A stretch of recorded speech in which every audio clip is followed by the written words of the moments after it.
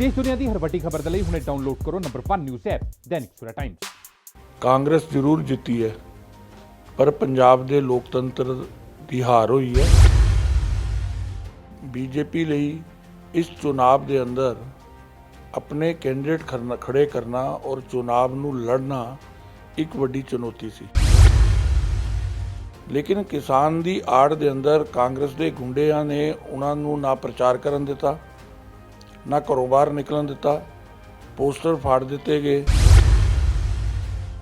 ये चुनाव जिहड़ा कांग्रेस ने जितया है, इहदे लई मैनूं लगदा है कि उन्होंने DGP का पंजाब के चुनाव आयोग का जाके धन्नवाद करना चाहिए, जिन्हां दे धांधली के कारण ये चुनाव जित पाए ने। 2022 ਤੋਂ ਪਹਿਲਾਂ ਨਗਰ ਨਿਗਮ ਅਤੇ ਨਗਰ ਕੌਂਸਲ ਦੀਆਂ ਚੋਣਾਂ ਨੂੰ ਸੱਤਾ ਦੇ ਸੈਮੀਫਾਈਨਲ ਦੇ ਰੂਪ ਵਿੱਚ ਦੇਖਿਆ ਜਾ ਰਿਹਾ ਸੀ ਅਤੇ ਇਹ ਸੈਮੀਫਾਈਨਲ ਕਾਂਗਰਸ ਨੇ ਵੱਡੇ ਮਾਰਜਨ ਦੇ ਨਾਲ ਜਿੱਤ ਪ੍ਰਾਪਤ ਕੀਤੀ ਹੈ ਤੇ ਇੱਕ ਪਾਰਟੀ ਜਿਸ ਦੇ ਉੱਤੇ ਸਾਰੇ ਹੀ ਪੰਜਾਬ ਦੀ ਨਿਗਾਹ ਸੀ ਉਹ ਸੀ BJP। ਉਸ ਪਾਰਟੀ ਨੂੰ ਇਹਨਾਂ ਚੋਣਾਂ ਦੇ ਵਿੱਚ ਵੱਡੀ ਹਾਰ ਦਾ ਸਾਹਮਣਾ ਕਰਨਾ ਪਿਆ। ਗੱਲਬਾਤ ਕਰਨ ਲਈ ਕਾਰਨ ਕੀ ਰਹੇ ਨੇ ਹਾਰ ਦੇ, ਗੱਲਬਾਤ ਕਰਨ ਲਈ ਸਾਡੇ ਨਾਲ ਮੌਜੂਦ ਨੇ ਪੰਜਾਬ BJP ਪ੍ਰਧਾਨ ਅਸ਼ਵਨੀ ਸ਼ਰਮਾ ਜੀ। ਸ਼ਰਮਾ ਜੀ, ਸੱਤਾ ਦਾ ਸੈਮੀਫਾਈਨਲ ਨਗਰ ਨਿਗਮ ਨਗਰ ਕੌਂਸਲਰ ਦੀਆਂ ਚੋਣਾਂ ਦੇ ਵਿੱਚ ਕਾਂਗਰਸ ਦੀ ਵੱਡੀ ਜਿੱਤ ਹੋਈ ਹੈ, ਕਿਸ ਤਰ੍ਹਾਂ ਦੇਖਦੇ ਹੋ? ਹਾਰ ਦੇ ਕੀ ਕਾਰਨ ਰਹੇ ਨੇ? ਪਾਰਟੀ ਨੂੰ ਕਈ ਜਗ੍ਹਾ ਤੇ ਕਲੀਨ ਸਵੀਪ ਦਾ ਵੀ ਸਾਹਮਣਾ ਕਰਨਾ ਪਿਆ ਵਾ। ऐसा है कि सब तो बड़ी गल तो यह है कि कांग्रेस जरूर जिती है पर पंजाब के लोकतंत्र की हार हुई है और जनतंत्र हारिया, डंडा तंत्र जितया।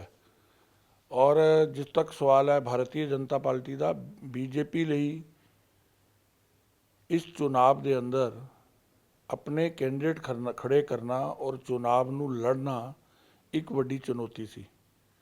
और ਇਹਦੇ ਲਈ कार्यकर्ता ने बड़ी हिम्मत ਦੇ ਨਾਲ 1049 ਸਥਾਨਾਂ ਦੇ ਉੱਤੇ ਆਪਣੇ कार्यकर्ता कमल ਦੇ ਨਿਸ਼ਾਨ ਤੇ नगर निगम A क्लास और B क्लास कमेटियां 'ਚ खड़े होए।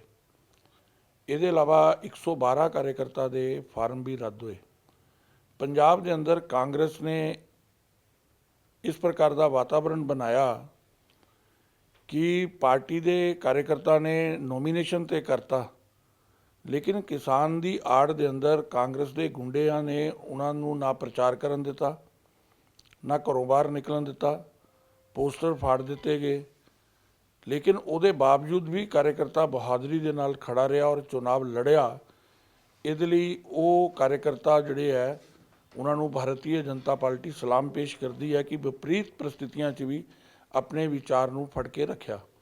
जिस तक सवाल है कांग्रेस सैमीफाइनल का, ये जिहड़ा चुनाव सी पंजाब के चुनाव आयोग के अंतर्गत होया, जिहड़ा कि पूरे चुनाव के अंदर कुंभकर्णी नींद सुता रहा। प्रशासन और पुलिस प्रशासन विशेष करके इस चुनाव के अंदर मूक दर्शक बन के रहा। और ये चुनाव जिहड़ा कांग्रेस ने जितया है, इहदे लई मैनूं लगदा है कि उन्होंने DGP का पंजाब के चुनाव आयोग का जाके धन्नवाद करना चाहिए, जिन्हां दे धांधली के कारण ये चुनाव जित पाए ने।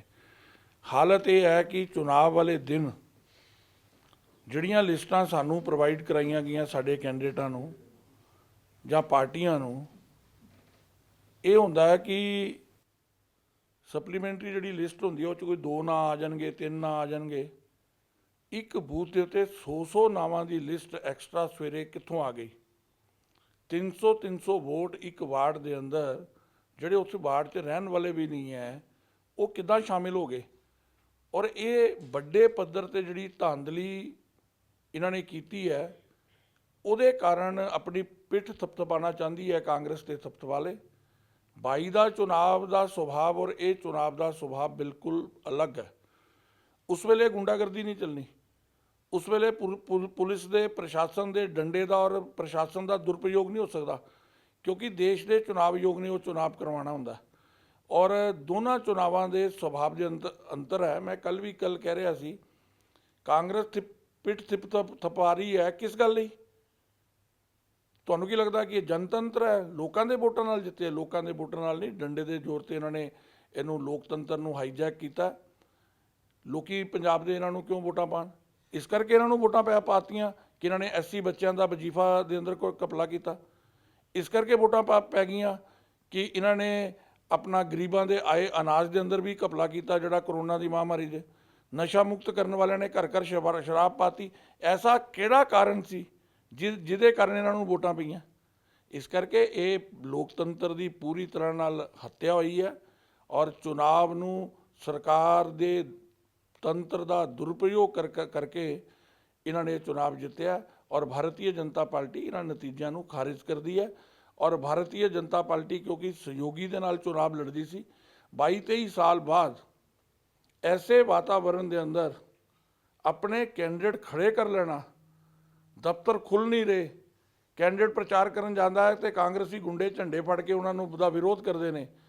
ਈਵਨ ਪੋਲਿੰਗ ਵਾਲੇ ਦਿਨ ਪੋਲਿੰਗ ਸਟੇਸ਼ਨ ਦੇ ਬਾਹਰ ਪਿੰਡਾਂ ਤੋਂ ਕਾਂਗਰਸ ਨੇ ਆਪਣੇ ਤਥਾ ਕਥਿਤ ਕਿਸਾਨ ਬੁਲਾ ਕੇ ਝੰਡੇ ਫੜਾ ਕੇ ਨਾਅਰੇ ਲਵਾਉਣਾ ਔਰ ਵਾਤਾਵਰਣ ਖਰਾਬ ਕਰਨਾ। ਐਸੇ ਵਾਤਾਵਰਣ 'ਚ ਚੁਣਾਵ ਦੇ ਅੰਦਰ ਖੜੇ ਰਹਿਣਾ ਔਰ ਆਪਣੇ ਵਿਚਾਰ ਦੇ ਲਈ ਚੁਣਾਵ ਲੜ ਜਾਣਾ, ਇਹ ਭਾਰਤੀ ਆਉਣ ਵਾਲਾ ਸੰਕੇਤ ਇਹ ਹੈ ਕਿ 2022 ਦੇ ਅੰਦਰ ਜਦੋਂ ਫ੍ਰੀ ਐਂਡ ਫੇਅਰ ਚੁਣਾਵ ਹੋਏਗਾ, ਪੰਜਾਬ ਔਰ ਪੰਜਾਬ ਦੇ ਪੰਜਾਬੀ ਜਿਹੜੇ ਆ ਉਹ ਭਾਰਤੀ ਜਨਤਾ ਪਾਰਟੀ ਨਾਲ ਜਾਣਗੇ। ਇਹਦੇ ਅਨੇਕ ਕਾਰਨ ਨੇ ਕਿ ਕਿਉਂ ਜਾਣਗੇ। ਪਾਰਟੀਆਂ ਕਹਿ ਰਹੀਆਂ ਕਿ ਕਿਸਾਨ ਅੰਦੋਲਨ ਕਰਕੇ ਬੀਜੇਪੀ ਦੀ ਜੋ ਹੈਗਾ ਹਸ਼ਰ ਇਸ ਕਰਕੇ ਹੋਇਆ ਵਾ, ਕਿਸਾਨਾਂ ਦੇ ਰੋਹ ਦੇ ਕਰਕੇ ਬੀਜੇਪੀ ਦਾ ਜਿਹੜਾ ਹੈਗਾ ਪੰਜਾਬ ਦੇ ਵਿੱਚੋਂ ਸਫਾਇਆ ਇਹਨਾਂ ਇਲੈਕਸ਼ਨਾਂ ਦੇ ਵਿੱਚ ਹੋ ਗਿਆ ਵਾ।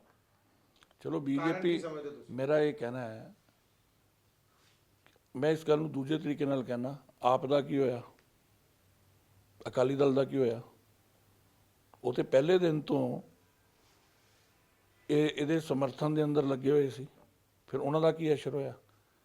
ਕਾਰਨ ਇੱਥੇ ਪਾਰਟੀਆਂ ਨਹੀਂ ਹਾਰੀਆਂ, ਬੀਜੇਪੀ ਨਹੀਂ ਹਾਰੀ, ਇੱਥੇ ਲੋਕਤੰਤਰ ਦੀ ਨੂੰ ਹਾਈਜੈਕ ਕਰਕੇ ਚੁਣਾਵ ਨੂੰ ਆਪਣੇ ਪੱਖ 'ਚ ਕਾਂਗਰਸ ਨੇ ਕੀਤਾ। ਤੁਸੀਂ ਮੰਨਦੇ ਹੋ ਕਿ ਕਿਸਾਨ ਅੰਦੋਲਨ ਦਾ ਕੋਈ ਇੰਪੈਕਟ ਨਹੀਂ ਪਿਆ ਇਹਨਾਂ ਇਲੈਕਸ਼ਨਾਂ ਦੇ ਉੱਤੇ? ਐਸਾ ਵਾਤਾਵਰਣ ਤਾਂ ਦੂਸ਼ਿਤ ਹੋਇਆ ਹੀ ਸੀ। ਵਾਤਾਵਰਣ ਕਾਂਗਰਸ ਨੇ ਉਹਦਾ ਪ੍ਰਯੋਗ ਜਿਹੜਾ ਨਾ ਗਲਤ ਤਰੀਕੇ ਨਾਲ ਕੀਤਾ ਔਰ ਕਾਂਗਰਸ ਦੇ ਨੇਤਾਵਾਂ ਨੇ ਬੀਜੇਪੀ ਦੇ ਲੋਕਾਂ ਦਾ ਘਰਾਵ ਕੀਤਾ। ਅਸੀਂ ਸਮੇਂ-ਸਮੇਂ ਤੇ ਉਹਨਾਂ ਦੇ ਨਾਂ ਵੀ ਛਾਇਆ ਕੀਤੇ। ਜਿਹੜਾ ਫਿਰੋਜ਼ਪੁਰ ਤੇ ਮੇਰੇ ਤੇ ਹਮਲਾ ਹੋਇਆ ਸੀ ਉਹ ਕਾਂਗਰਸ ਦਾ ਨਾਮੀ ਆਦਮੀ ਸੀ ਜਿਹੜਾ ਅਗਵਾਈ ਕਰ ਰਿਹਾ ਸੀ। ਹੁਸ਼ਿਆਰਪੁਰ ਦੇ ਅੰਦਰ ਜਿਹੜਾ ਸਾਡੇ ਸੋਮ ਪ੍ਰਕਾਸ਼ ਜੀ ਨੂੰ ਔਰ ਤਿਕਸ਼ਨ ਜੀ ਨੂੰ ਔਰ ਭੰਡਾਰੀ ਜੀ ਨੂੰ ਦਾ ਘਿਰਾਵ ਕੀਤਾ ਸੀ, ਉਹ 'ਚ ਅਸੀਂ 6 ਨਾਂ ਪ੍ਰੈਸ ਨੂੰ ਦੱਸਦੇ ਕਿ ਇਹ ਕਾਂਗਰਸ ਦੇ ਲੀਡਰ ਸੀ ਜਿਹੜੇ ਕਿ ਕਿਸਾਨ ਦੇ ਆੜ ਦੇ ਅੰਦਰ ਝੰਡਾ ਫੜ ਕੇ ਪਾਰਟੀ ਦਾ ਵਿਰੋਧ ਕਰ ਰਹੇ ਸੀ। ਇਸ ਕਰਕੇ ਅਨੇਕ ਇਹਦੇ ਪਹਿਲੂ ਨੇ। ਹਾਂ, ਕਾਂਗਰਸ ਨੇ ਪ੍ਰਸ਼ਾਸਨ ਦੇ ਨਾਲ ਮਿਲ ਕੇ, ਪੁਲਿਸ ਦੇ ਨਾਲ ਮਿਲ ਕੇ, ਪੰਜਾਬ ਦੇ ਚੁਣਾਵ ਆਯੋਗ ਨਾਲ ਮਿਲ ਕੇ ਕਿਸਾਨ ਅੰਦੋਲਨ ਦੀ ਆੜ ਦਾ ਪ੍ਰਯੋਗ ਕਰਕੇ ਗੁੰਡਾ ਤੱਤਵਾਂ ਨੂੰ ਸਕਰੀਏ ਕੀਤਾ ਸੀ ਔਰ ਇਸ ਚੁਣਾਵ ਨੂੰ ਲੁੱਟਿਆ।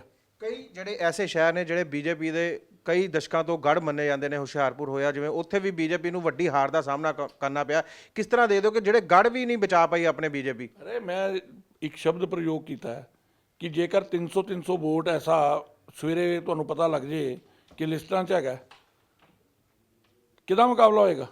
ਜਦੋਂ ਤੁਹਾਡੇ ਪੋਲਿੰਗ ਏਜੰਟਾਂ ਨੂੰ ਬਾਹਰ ਕੱਢਤਾ ਜਾਏ, ਇਲੈਕਸ਼ਨ ਲੜਨ ਵਾਲੇ ਕੈਂਡੀਡੇਟ ਨੂੰ ਬਾਹਰ ਕੱਢਤਾ ਜਾਏ, ਇਲੈਕਸ਼ਨ ਏਜੰਟ ਨੂੰ ਬਾਹਰ ਕੱਢਤਾ ਜਾਏ, ਤੇ ਫਿਰ ਚੁਣਾਵ ਕਾਹਦਾ? ਇਹ ਚੁਣਾਵ ਨਹੀਂ, ਚੁਣਾਵ ਦੀ ਲੁੱਟ ਹੋਈ ਹੈ। ਇਹ ਜਨਤੰਤਰ ਨੂੰ ਲੁੱਟਿਆ ਕਾਂਗਰਸ ਨੇ ਔਰ ਜਨਤੰਤਰ ਸ਼ਰਮਸਾਰ ਹੋਇਆ। ਕਾਂਗਰਸ ਜ਼ਰੂਰ ਜਿੱਤੀ ਹੈ। ਕੀ ਲੱਗਦਾ, ਤੁਸੀਂ ਕਹਿੰਦੇ ਕਿ ਗੁੰਡਾ ਤੰਤਰ ਦੀ ਜਿੱਤ ਹੋਈ ਹੈ, ਪਰ ਕਾਂਗਰਸੀ ਸਿੱਧਾ ਕਹਿੰਦੇ ਨਜ਼ਰ ਆ ਰਹੇ ਨੇ ਕਿ ਜੇ ਗੁੰਡਾ ਤੰਤਰ ਜਾਂ ਅਸੀਂ ਧੱਕੇਬਾਜ਼ੀ ਕੀਤੀ ਹੁੰਦੀ, ਐਮਐਲਏ ਦੀ ਪਤਨੀ ਮੋਗੇ ਤੋਂ ਨਾ ਹਾਰਦੀ, ਮਜੀਠੀਏ ਦੇ ਵਿੱਚ ਮਜੀਠਾ ਹਲਕੇ ਦੇ ਵਿੱਚ 13 ਤੋਂ 10 ਸੀਟਾਂ ਅਕਾਲੀ ਦਲ ਨਾਲ ਲੈ ਕੇ ਜਾਂਦਾ।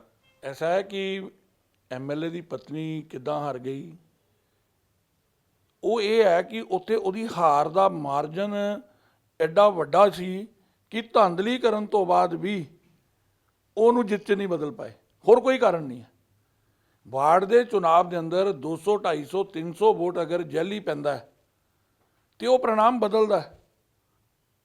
ਲੇਕਿਨ ਉਹਨਾਂ ਨੂੰ ਲੱਗਾ ਹੋਏਗਾ ਕਿ ਯਾਰ ਆਪਾਂ ਇੰਨਾ ਕੰਮ ਕਰ ਲਿਆ, ਲੇਕਿਨ ਉਹਨਾਂ ਦਾ ਉਹ ਕੰਮ ਜਿਹੜਾ ਹੈ ਉਹ ਰਿਜ਼ਲਟ 'ਚ ਨਹੀਂ ਬਦਲ ਪਾਇਆ ਕਿਉਂਕਿ ਉਹ ਪਤਨੀ ਬਹੁਤ ਜ਼ਿਆਦਾ ਮਾਰਜਨ ਨਾਲ ਹਾਰਨ ਵਾਲੀ ਹੋਏਗੀ। ਇਸ ਕਰਕੇ ਮਜੀਠੇ ਵਿੱਚ ਵੀ ਕਹਿੰਦੇ 13 ਚੋਂ 10 ਸੀਟਾਂ ਅਕਾਲੀ ਦਲ ਲੈ ਕੇ ਗਿਆ, ਉੱਥੇ ਗੁੰਡਾ ਤੰਤਰ ਨਹੀਂ ਕਾਮਯਾਬ ਹੋਇਆ। ਐਸਾ ਹੈ ਕਿ ਮੈਂ ਜਿਹੜੀ ਗੱਲ ਕਹੀ ਹੈ ਕਿ ਮੋਟੇ ਤੌਰ ਦੇ ਉੱਤੇ ਧਾਂਦਲੀ ਦੇ ਦੁਆਰਾ ਉੱਥੇ ਵੀ ਉਹਨਾਂ ਦਾ ਜਿਹੜਾ ਧਾਂਦਲੀ ਹੈ ਉਹ ਘੱਟ ਪੈਮਾਨੇ 'ਚ ਹੋਈ ਹੋਏਗੀ ਜਾਂ ਉਹ ਇਹ ਪ੍ਰਿਆਪਤ ਮਾਤਰਾ 'ਚ ਨਹੀਂ ਕਰ ਪਾਏ ਹੋਣਗੇ ਕਿ ਆਪਣਾ ਅਕਾਲੀ ਦਲ ਨੂੰ ਜਿੱਤ ਪ੍ਰਾਪਤ ਹੋ ਗਈ। ਲਾਸਟ ਬਜਟ ਪੇਸ਼ ਥੋੜੇ ਦਿਨਾਂ 'ਚ ਹੋਣ ਜਾ ਰਿਹਾ ਪੰਜਾਬ ਦਾ, ਕਿਸ ਤਰ੍ਹਾਂ ਦੇ ਦਿਓ ਇਸ ਬਜਟ ਤੋਂ? ਆਮ ਲੋਕਾਂ ਨੂੰ ਕੀ ਉਮੀਦਾਂ ਤੇ ਤੁਸੀਂ ਇਸ ਬਜਟ ਨੂੰ ਕਿਸ ਤਰ੍ਹਾਂ ਦੇ ਦਿਓ? ਐਸਾ ਹੈ ਕਿ 4 ਸਾਲ ਦੀ ਕਾਰਗੁਜ਼ਾਰੀ ਨੂੰ ਅਗਰ ਇਸ ਸਰਕਾਰ ਦੀ ਨੂੰ ਦੇਖੀਏ ਤੇ ਇਸ ਬਜਟ ਤੋਂ ਕੋਈ ਵਿਸ਼ੇਸ਼ ਆਸ ਨਹੀਂ ਹੈ ਔਰ ਮੈਨੂੰ ਲੱਗਦਾ ਕਿ ਚੁਣਾਵੀ ਬਜਟ ਆਏਗਾ। ਕਰਨ ਕਰਾਣਾ ਤਾਂ ਇਹਨਾਂ ਨੇ ਕੁਛ ਹੈ ਨਹੀਂ ਹੈ, ਚੁਣਾਵੀ ਬਜਟ ਲੈ ਕੇ ਆਣਗੇ। ਲੇਕਿਨ ਪੰਜਾਬ ਦੀ ਜਨਤਾ 4 ਸਾਲ ਦਾ ਜਿਹੜੇ ਮੁੱਲਿਆਂਕਨ ਕਰੇਗੀ ਤੇ ਉਹਨਾਂ ਨੂੰ ਲੱਗੇਗਾ ਕਿ ਇਹ ਛਲਾਵਾ ਹੈ, ਇਹਦੇ ਇਲਾਵਾ ਕੁਝ ਵੀ ਨਹੀਂ ਹੈਗਾ। ਇਹ ਬਿਲਕੁਲ ਇਹ ਸੀਗੇ ਪੰਜਾਬ ਬੀਜੇਪੀ ਪ੍ਰਧਾਨ ਅਸ਼ਵਨੀ ਸ਼ਰਮਾ, ਜਿਨ੍ਹਾਂ ਦਾ ਕਹਿਣਾ ਕਿ ਕਾਂਗਰਸ ਬੇਸ਼ੱਕ ਆਪਣੀ ਜਿੱਤ ਦਾ ਜਸ਼ਨ ਜ਼ਰੂਰ ਮਨਾ ਲਵੇ, ਪਰ ਇਸ ਜਸ਼ਨ ਦੇ ਪਿੱਛੇ ਉਹਨਾਂ ਨੂੰ ਡੀਜੀਪੀ ਪੰਜਾਬ ਪੁਲਿਸ ਅਤੇ ਪੰਜਾਬ ਚੁਣਾਵ ਆਯੋਗ ਦਾ ਧੰਨਵਾਦ ਕਰਨਾ ਚਾਹੀਦਾ ਹੈ, ਜਿਨ੍ਹਾਂ ਦੀ ਬਦੌਲਤ ਉਹ ਇਹਨਾਂ ਇਲੈਕਸ਼ਨਾਂ ਦੇ ਵਿੱਚ ਜਿੱਤ ਪ੍ਰਾਪਤ ਕੀਤੀ ਹੈ। ਤੇ 2022 ਦੇ ਚੁਣਾਵ ਇਹਨਾਂ ਚੁਣਾਵਾਂ ਤੋਂ ਬਿਲਕੁਲ ਅਲੱਗ ਹੋਣਗੇ ਤੇ ਇਹਨਾਂ 2022 ਦੇ ਚੁਣਾਵਾਂ ਵਿੱਚ ਬੀਜੇਪੀ ਵੱਡੀ ਜਿੱਤ ਪ੍ਰਾਪਤ ਕਰੇਗੀ। ਕੈਮਰਾਮੈਨ ਰੋਹਿਤ ਦੇ ਨਾਲ Vivek Tal, Dainik Savera TV. All world open challenge 17 gold medalist मियां रफीक मोहम्मद, पंडित मौलवी बेगम तांत्रिक, इन्हां चोरा ठग्गां तो सावधान। स्पेशलिस्ट वशीकरण, सट्टा नंबर, लव मैरिज, पति पत्नी च अनबन, विदेश च पक्का होना, कारोबार दा ना चलना, सिर्फ 31 घंटियां विच समाधान। फ्री फ्री फ्री मियां रफीक मोहम्मद। मोबाइल 84 374 94 647 84 374 94 648। बाबा सुल्तान बंगाली 21 बार गोल्ड मेडलिस्ट। सारियां थावां तो निराश ते मायूस होने वाली एक बार फोन जरूर करो, जिवें चाहोगे उवें होएगा। It's my promise, immediately result, open challenge. इल्मां दे माहिर A to Z समस्यावां दा फोन ते घर बैठे करवाओ हल। वशीकरण ते मुठकरनी, लव मैरिज, सौतन ते दुश्मन तो छुटकारा, पक्का काम पक्का हल। 101% दी गारंटी, स्टाम्प पेपर ते लिख के। सब तो पहला काम करन दा वादा, नौकरी, प्रमोशन, कारोबार च परेशानी, घर च झगड़ा, कोर्ट केस, तलाक, प्रॉपर्टी झगड़ा, पति पत्नी च अनबन, जादू टोना, मनमोहनी वशीकरण करवाओ जा तुड़वाओ। ਨੂੰ ਬਣਾਉਣਾ। ਫੋਨ 95 603 92 450 95 603 92 451। ਦੇਸ਼ ਦੁਨੀਆ ਦੀ ਹਰ ਵੱਡੀ ਖਬਰ ਦੇ ਲਈ ਹੁਣੇ ਡਾਊਨਲੋਡ ਕਰੋ number 1 news app Dainik Savera Times.